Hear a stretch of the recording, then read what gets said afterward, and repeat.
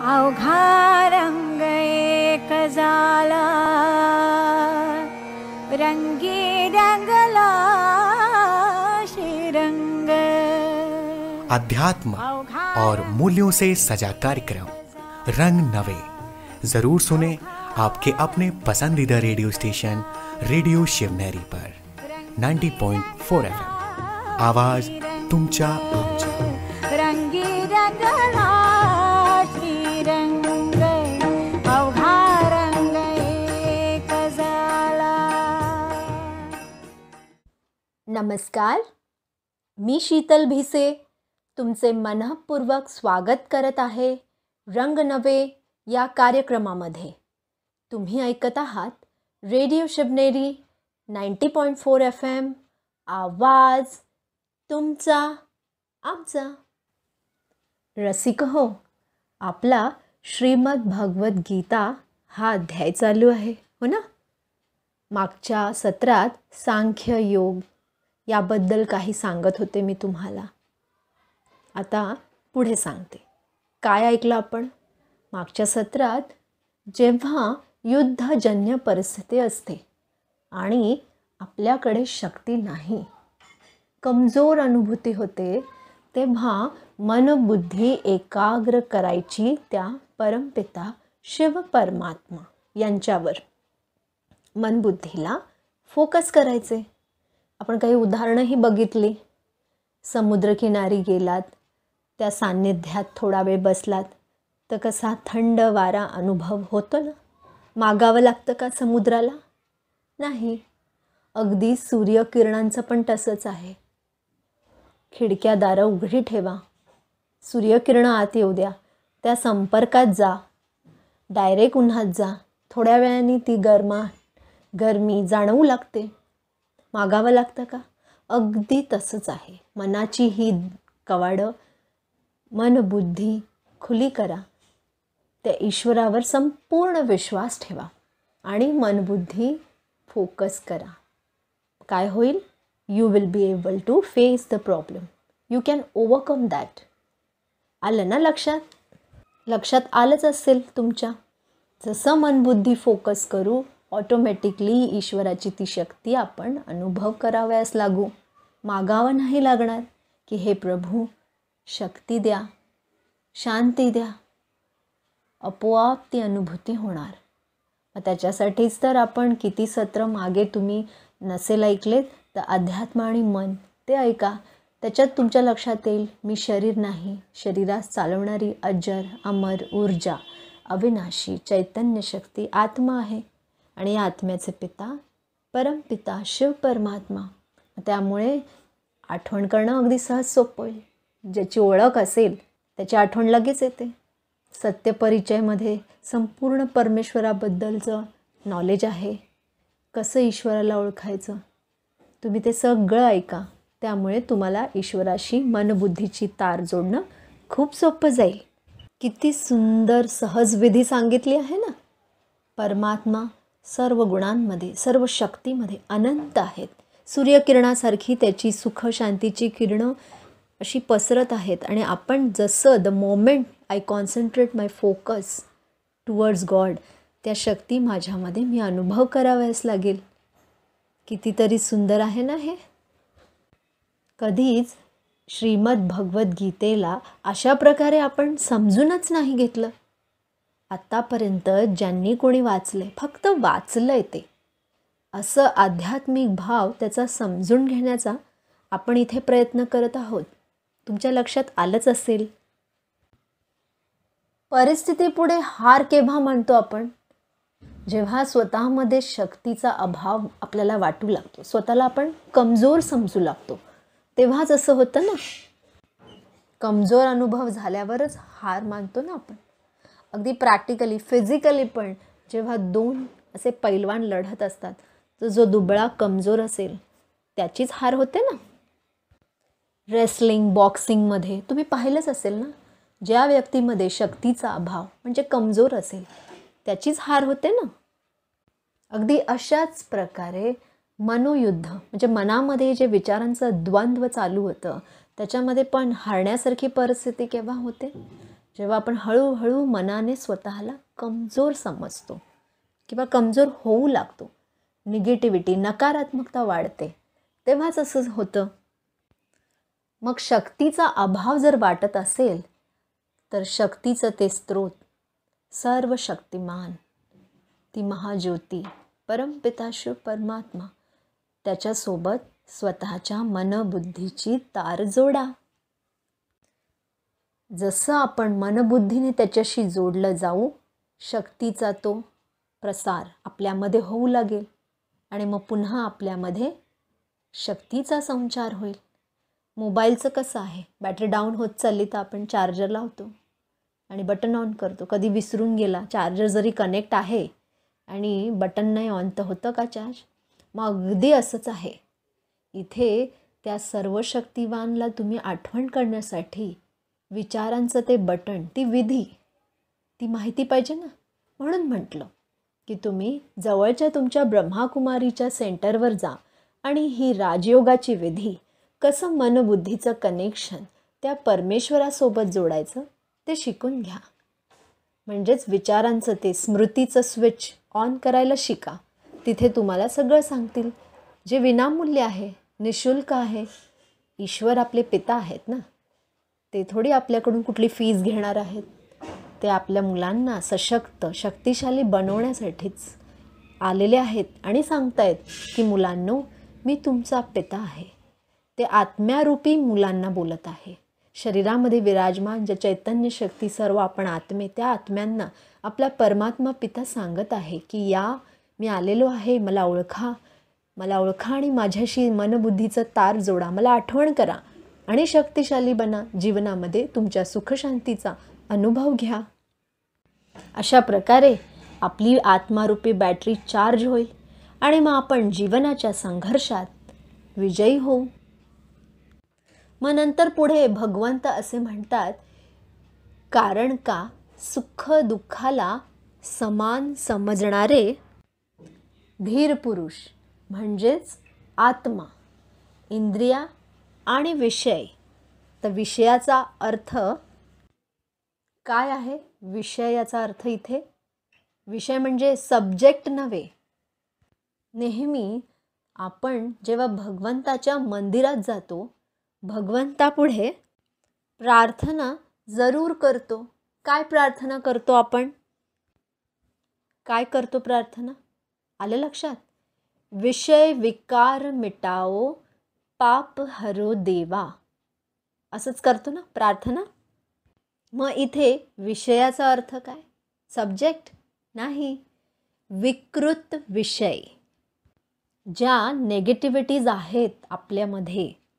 आणि म्हणूनच म्हटलं गेलंय, सुख दुःखाला समान समजणारे धीर पुरुष, म्हणजेच आत्मा, इंद्रिय, म्हणजे ही इंद्रिय पण आपल्याला विचलित नाही करू शकत, आणि विषय म्हणजेच विकृती, नेगेटिव्हिटीज, त्यासुद्धा आपल्याला विचलित नाही करू शकत.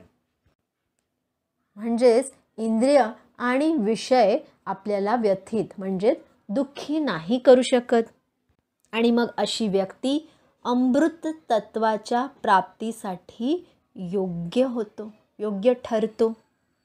जीवनामध्ये अमृत तत्वाला तो प्राप्त करतो. याचा भावार्थ असा की जीवनामध्ये जी शिकवण मिळते आपल्याला, जे विजडम येते आपल्यामध्ये प्रॉब्लेम सॉल्व्ह करण्याचं, प्रॉब्लेम सॉल्व्ह केल्यामुळेच तर विजडम येतो ना, नाही तर कुठून येणार आहे? बरं, घेते इथे एक छोटासा ब्रेक, लगेचच परत येत आहे.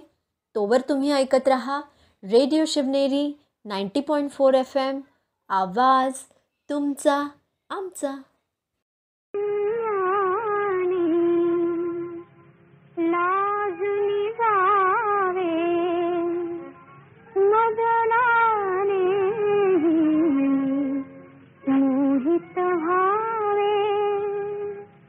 रूप जयाचे असे मनोहर, यार देता तोरा दे कर, यार देता तोरा दे कर.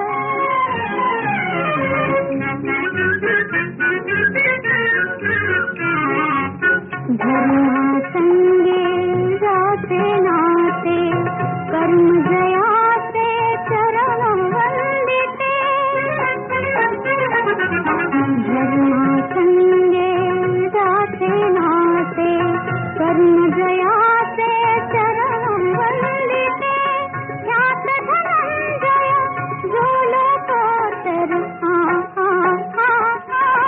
यार देता तो राजे कर यार देता तो राजे कर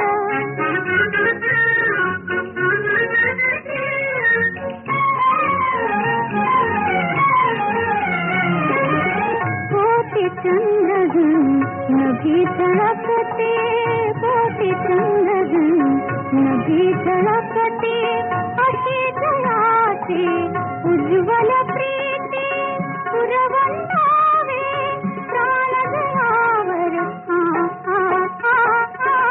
याद देता तो राजे कर याद देता तो राजे कर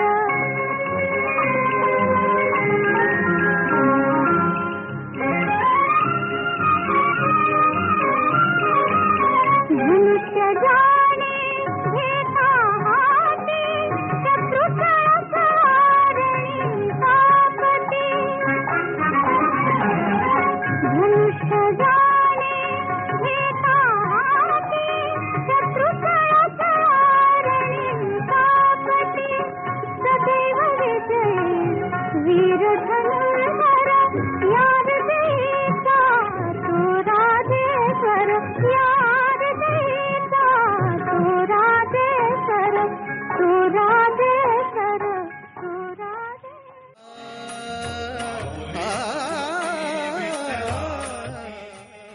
समस्यांपासून पळत राहिलात तर त्या तुमचा पाठलाग करतच राहतील. समस्यांपासून पळत राहिलात तर त्या तुमचा पाठलाग करतच राहतील. परंतु त्याचा सामना करून त्यातून बाहेर पडलात तर त्यापासून कायमची मुक्ती मिळेल. नमस्कार, मी प्रज्ञा. आपण ऐकत आहात रेडिओ शिवनेरी 90.4 FM वर. आवाज तुमचा आमचा.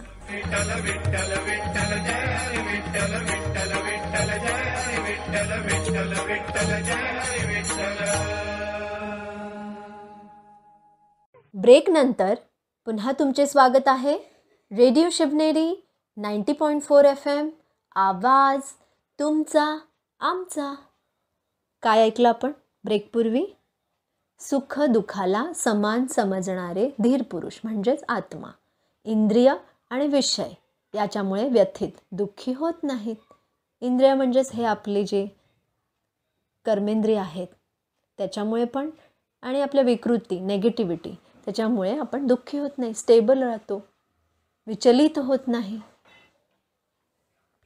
आणि मग अमृत तत्वाची प्राप्ती जीवनामध्ये होते. ते अमृत तत्व त्यासाठी योग्य ठरतो. म्हणजेच समय परिस्थिती सॉल्व करण्याचं ते विजडम. प्रॉब्लेम आले तेव्हा शिकतो ना माणूस, अनुभव घेतो, त्यातूनच तर विजडम येतं ना. आणि म्हणूनच एका प्रार्थनेमध्ये खूप सुंदर असं म्हटलेलं आहे, मी भगवंताला शक्ती मागितली आणि भगवंताने मला प्रॉब्लेम्स दिले आणि मग ते प्रॉब्लेम सोडवतच माझ्यामध्ये ती शक्ती आली. म्हणजे समज मिळाली की जीवन कसं जगायचं आहे, शिकवण आली. म्हणजेच अमृत तत्वाची प्राप्ती झाली ना. म्हणजेच जीवनामध्ये अमृत तत्वाची प्राप्ती किंवा विजडम आपल्यामध्ये तेव्हाच येतं जेव्हा प्रॉब्लेम्स येतात. मग ते आपण सॉल्व करत करत सर्व शिकतो.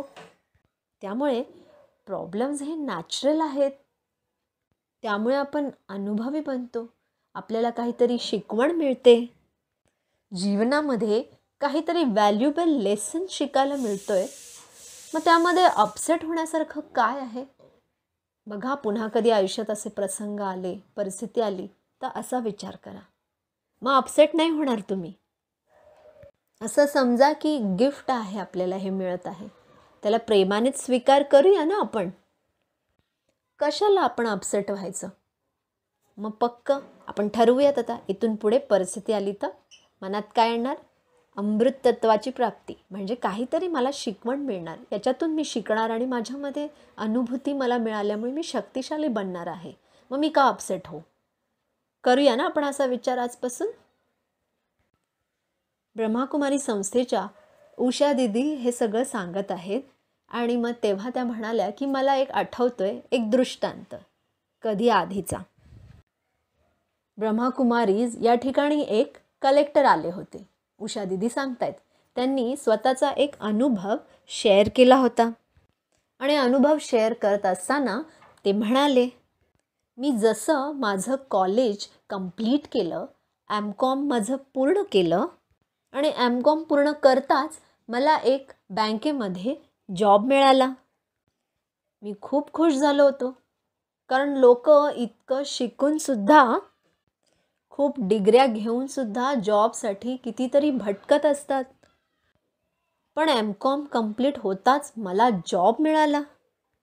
असिस्टंट डायरेक्टर एका बँकेमध्ये झालो मी.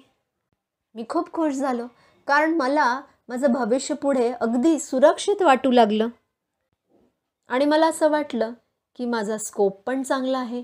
मी चांगला परफॉर्मन्स दिला तर नॅचरल आहे पुढे जाऊन मला प्रमोशनसुद्धा मिळू शकेल. असं खूप तो खुश होता, उषा दीदी सांगतायत.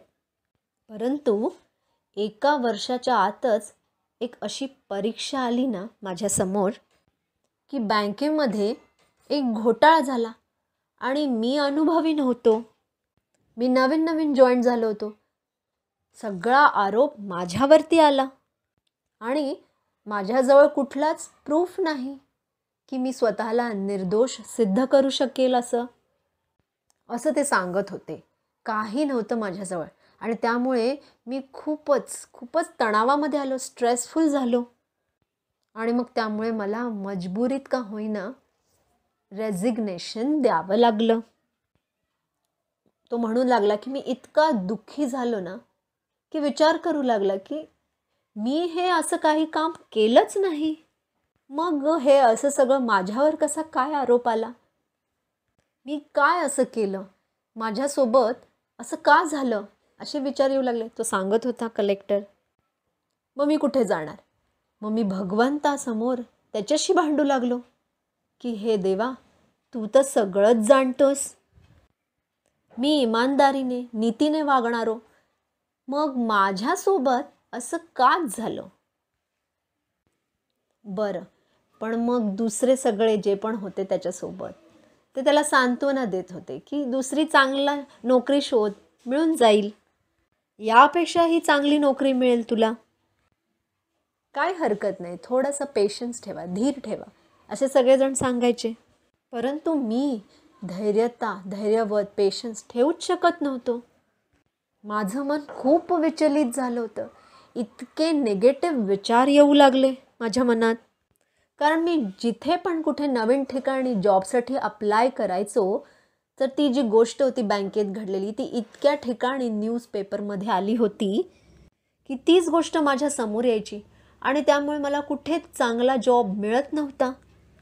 त्यामुळे मला आणखीन तणाव वाढला माझा की आयुष्यभर हे असंच मला होत राहणार का, माझ्याबरोबर हेच घडत राहणार, मला चांगला जॉब मिळणारच नाही का.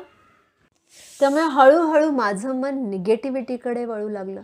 इतके निगेटिव्ह विचार येऊ लागले की निगेटिव्ह विचार करत करत कुठेतरी मी डिप्रेशनचा शिकार बनलो. कोणतीच चांगली नोकरी मिळत नव्हती. जिथे पण जाईल तीच गोष्ट समोर यायची. मिळायची तर लेस सॅलरीवाली, जे मला आवडायचं नाही. काय करू? मग शेवटी माझा एक मित्र कॉलेजमध्ये माझ्यासोबत होता, त्याला माहिती पडलं. तो कलेक्टर बनला होता. मग त्याला जसं माहिती झालं तो स्पेशली विशेष मला भेटण्यासाठी आला आणि मग माझी तशी परिस्थिती बघून तो मला म्हणाला, हे तू काय करत आहेस? त्यावर मी मित्राला म्हणालो, मला काही सुचतच नाही की माझ्यासोबत हे असं काय झालं, काच झालं. मी तर इमानदारीने वागलो, माझ्याकडे अनुभव नव्हता, मी नवीन होतो, सगळा आरोप माझ्यावर आला, मी सिद्ध नाही करू शकलो. तो कलेक्टर सांगत होता. मी मित्राला हे सगळं सांगितलं.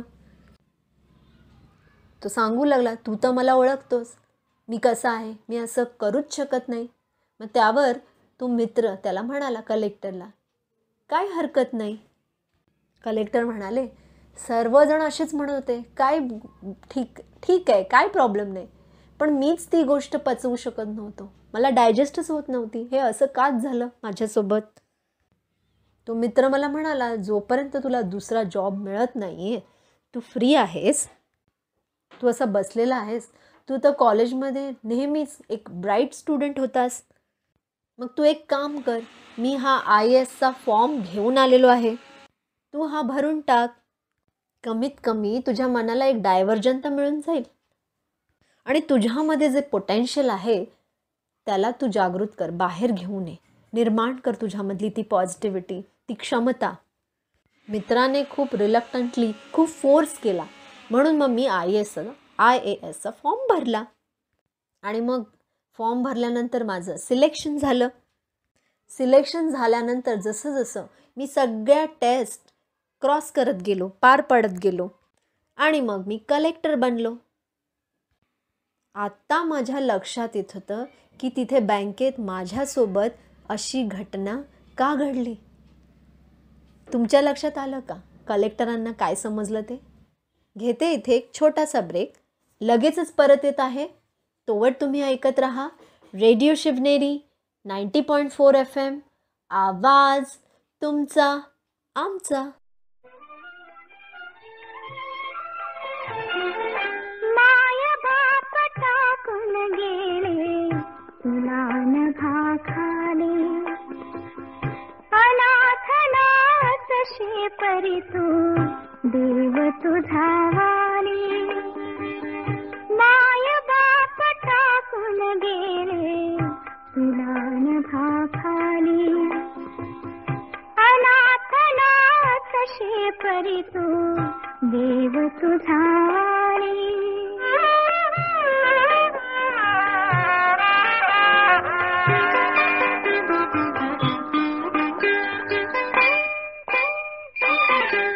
न्याड राणी प्रसवे पुत्र दोन सीता, न्याड राणी प्रसवे पुत्र दोन सीता. मुनी वाल्मिकी नाशनला त्यास जोजविता, त्यास जोजविता. तेच बाळ जिंकिती रामा पुढे यथाकाली, देव तुझा वाली.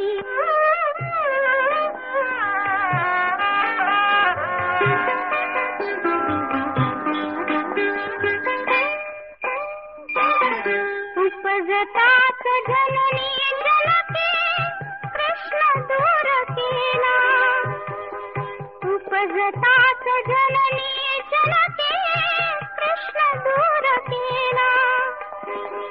गोकुळात नंद खरीत वीर थोर झाला, वीर थोर झाला. ऊस देवकीची त्याने धन्य धन्य केले, देव तुझा वाली.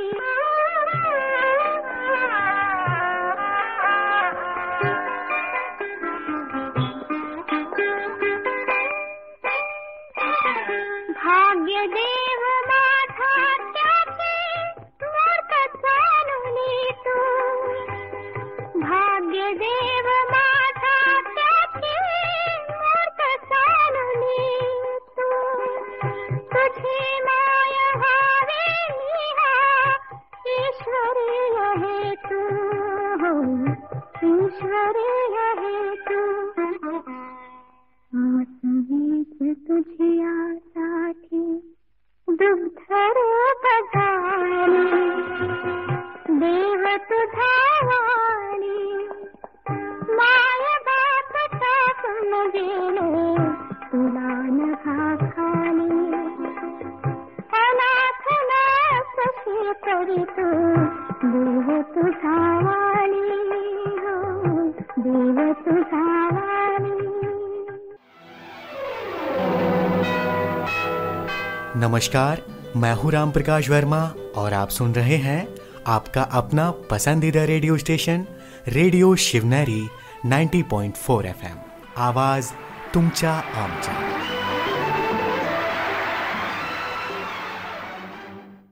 ब्रेकनंतर पुन्हा तुमचे स्वागत आहे रंग नवे या कार्यक्रमामध्ये. काय ऐकलं आपण ब्रेकपूर्वी?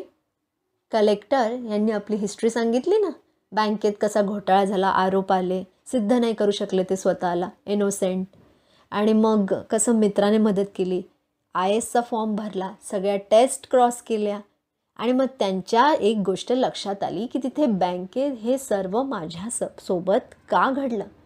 तुमच्या आलं लक्षात? सांगते. कारण भगवंताची जशी इच्छा होती, कलेक्टर यांच्या हे लक्षात आलं की मी बँकेत राहू असं भगवंताचीच इच्छा नव्हती. मग काहीतरी निमित्त बनला आणि मी तिथून रिझाईन देऊन बाहेर पडलो.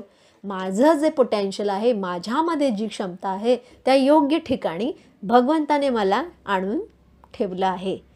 आलं का तुमच्या लक्षात? जीवनामध्ये काहीही घडलं तर त्यातून काहीतरी चांगलंच होतं. आपण नीट विचार केला तर आपल्याही लक्षात येईल.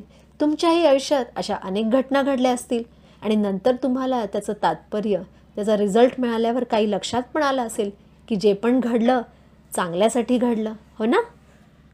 फक्त तो फेज, तेव्हा ती परिस्थिती खूप कठीण वाटते, खूप आपले अपडाऊन्स येतात, आपलं मन विचलित होतं.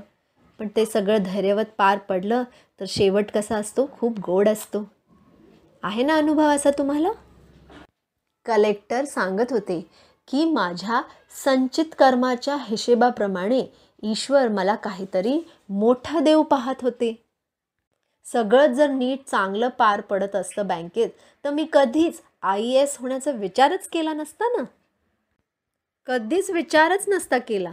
तिथे काही प्रॉब्लेमच नाही ना, एन्जॉय करतोय, छान नोकरी आहे, छान सॅलरी आहे. म्हणूनच जे घडतं चांगल्यासाठी घडतं. ऐकलंय ना? जो होता है अच्छे के लिए होता है, जो हो रहा है अच्छे के लिए हो रहा है, और जो होने वाला है वो भी अच्छे के लिए होगा.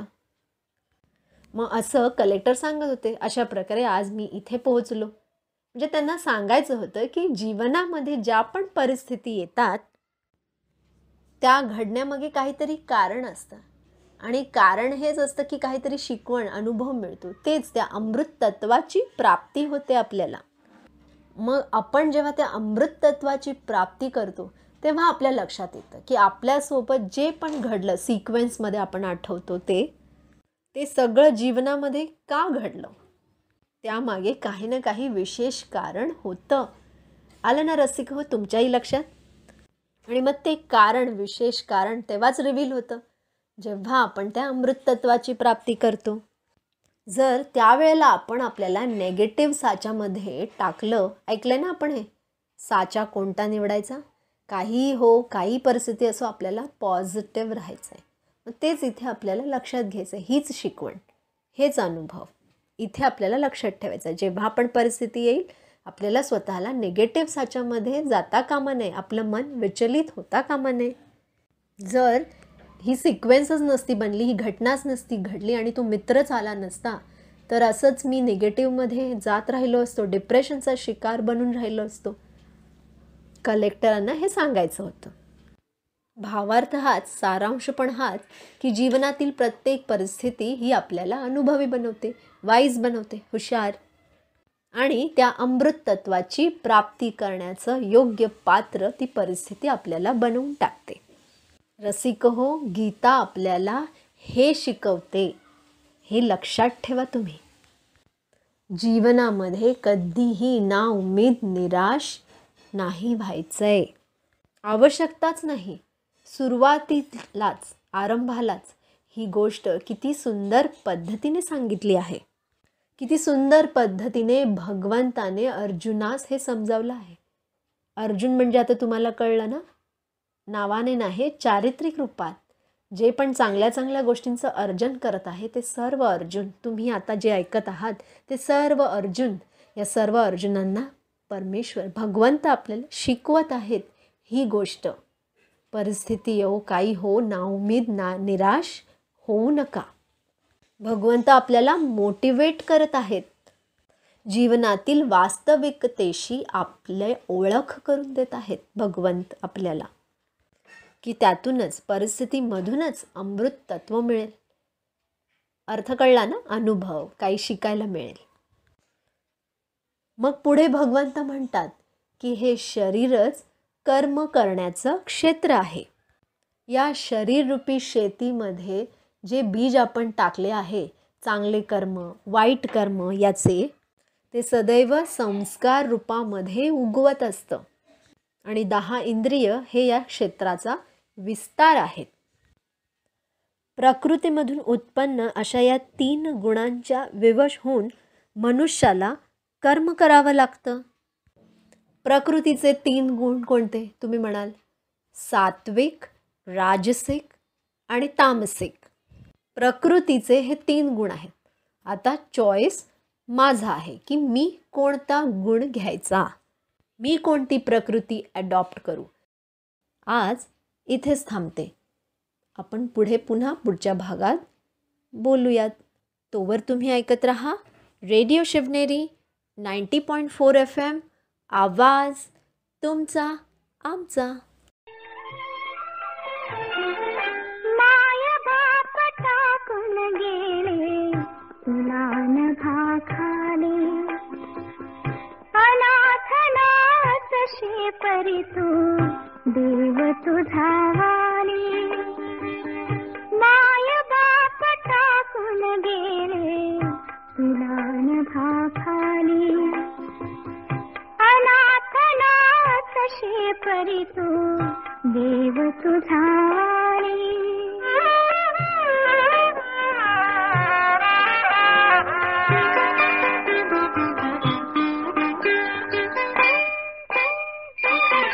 न्याड राणी प्रसवे पुत्र 2 सीता, न्याड राणी प्रसवे पुत्र 2 सीता.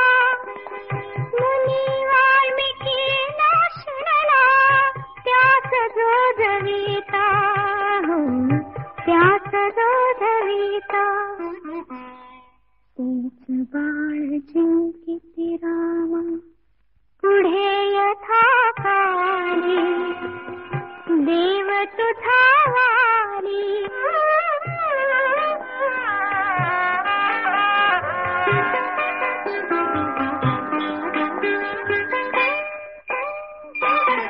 उपजतात जननी जनके कृष्ण दूर केला, उपजतात जननी जनके कृष्ण दूर केला.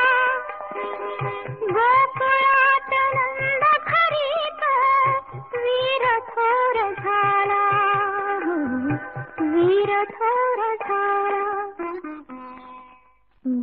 देवकीची त्याने धन्य धन्य केले, देव तुझा वाली.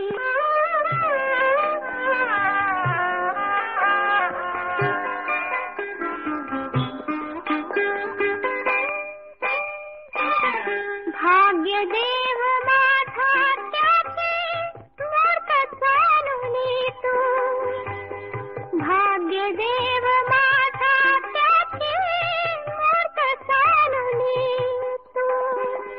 तुझी माय व्हावे निहा ईश्वरीय हे तू, ईश्वरीय हे तू. आसवीच तुझ्यासाठी दुग्धरूप झाली, देव तुझा वाली. माय बाप टाकून गेले तुला नभा खाली, अनाथनाथ शेपरी तू देव तुझा वाली, देव तुझा